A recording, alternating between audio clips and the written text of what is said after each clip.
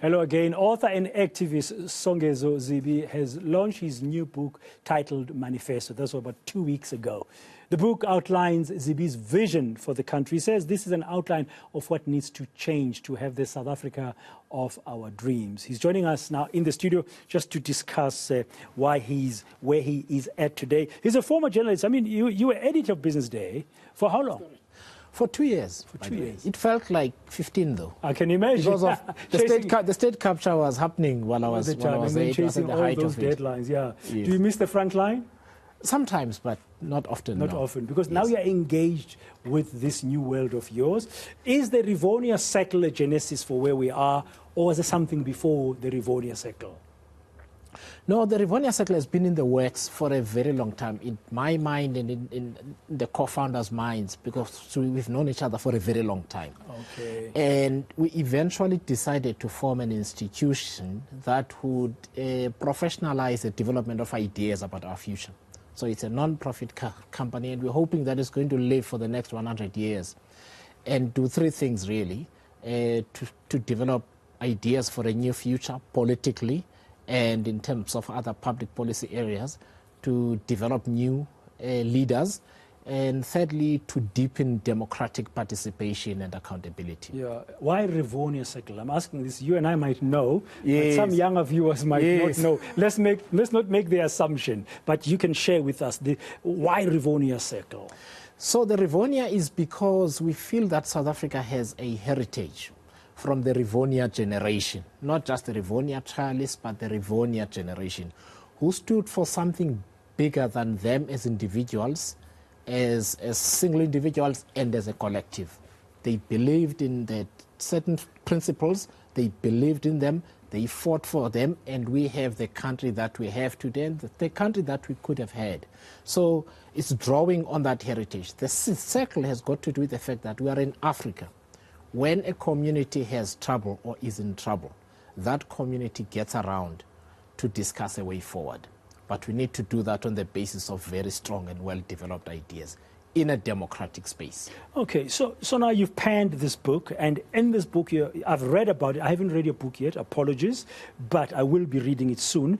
But I've read about what's coming out of the book, snippets of it, yes, over the last 2 weeks. Yes. So I was keen to talk to you about it. You are putting yourself out there as a possible future leader of the country. You are challenging the likes of us who are professionals to say, don't just sit back there and criticize. You can do something, okay? What's driving Songezo Zibi to do these things?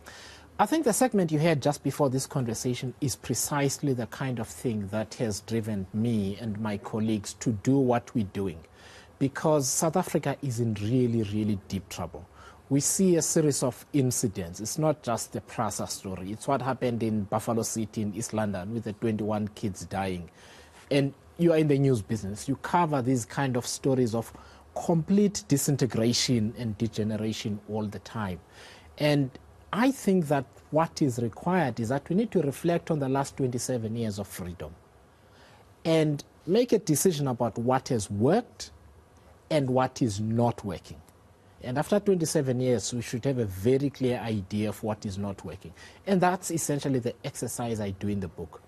But to turn the country around needs people with skills, with an education and so on, because for far too long, we've left the poor of South Africa to fight the battles alone.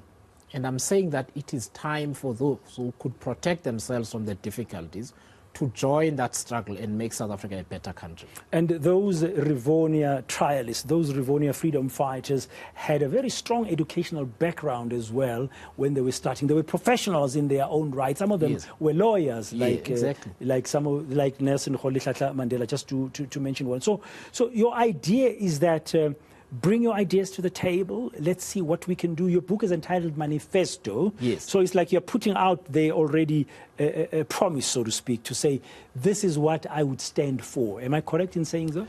So it's more about this is what we need to change. And I'll talk about the leadership aspect of it because it's really important. This is more about what we would need to change. And I've taken a very wide view of South Africa. I've written extensively about social cohesion. I've written extensively about the political reforms we need to put in place so that state capture in this poor democracy that we have do not happen again.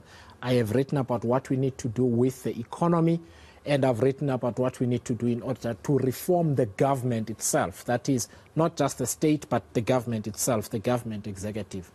But if I were to write this book, Braden, and then say, yeah, but that's for other people to do it, I'm not going to do it. It doesn't work if in the first chapter I'm calling on people to step up, and then I then say I'm not going to step up myself because I'm a writer. So this book is about intentionality. And I say in this very often quoted part of the book that I am prepared to do every single thing that I say should be done in the book. So I am stepping up all the way to the possibility of being president, because I believe many more people should do so. So it's a mindset change that I'm infusing in that. Yeah, so the end goal is not leading the country. The end goal is fixing these issues. You are prepared to do everything that you are saying is wrong in the country to assist in fixing it, not sit back there and just be an armchair political critic. Yes, and I often get invited as an analyst. It's very frustrating. When I write, people say, very well written. That annoys me, because I write from the heart. It's because I really feel what I'm writing about. But at some point, the writing is not enough. The tweeting is not enough. The posting on Facebook are not enough. We need to place ideas on the table, a better idea, and be committed to those ideas and see them through so that the country can become better. So not just the idea, but you talk about action as well. Yes. And part of action is to change leadership. I referred to the Rivonia leaders. You said you've got some thoughts around what needs to be done with our leadership. Currently, you look at various strata, both public life in terms of government, in the private sector, and just generally and socially and otherwise. We're just living now with this mysterious death of 21 youngsters at the Enyobeni Tavern in Eastland. I wonder what were young people doing there, drinking themselves like that by way of celebrating. What about leadership in the country? What are your thoughts, Songezo? I say in the book the most important change that needs to happen is the mindset change. I'm 46 years old. In South African politics and leadership speak, I'm young. I'm not, Braden. Barack Obama was 2 years younger than me when he became president. Emmanuel Macron was even young. And Abiy Ahmed in Ethiopia was also young, late 30s or something Martin like Luther that. King died at 36. Yes. Right. So, but Patrice Lumumba died, was at 34. At 34. Steve Biko was 32, and so on. There are many other Thomas Sankara was in his 30s who were great leaders in Africa, black people in particular. So there is this myth that you've got to be old to be a leader. In South Africa. In South Africa. And I don't count myself as young anymore. The guys who are young are in their 30s and 20s. I'm a middle-aged man, and yet I'm still young. Now, umcimbi awuqali emakhaya without me being present, but in the nation I'm supposed to be a child. And I think we've internalized this and believed it, and we don't believe we can do it, and that needs to change. Yeah, I've asked younger people, younger than you, younger than me, like around issues of Youth Month, to say, they say, no, the young people must be given a chance at the table. I mean, I had Fasia Hassan the other day here. She's now the youngest MPL in Gauteng for the ANC. She's now the youngest chairperson of a portfolio committee there. And they always say, around the table, what should shift? To make that mindset shift, what should be done? Do you delve into that in your book at all? Or do you have thoughts about it, Songezo, as we conclude? I delve into it in the book, Braden, but most importantly, young people are not going to be given a chance. They must take it. That's the only thing. Your generation did the same. You took leadership, but it needed a mindset change. That's what we need to do. Develop the ideas, mobilize, take leadership. Thank you very much. That's author and activist Songezo Zibi discussing his new book, Manifesto. He's, of course, a former editor as well of Business Day.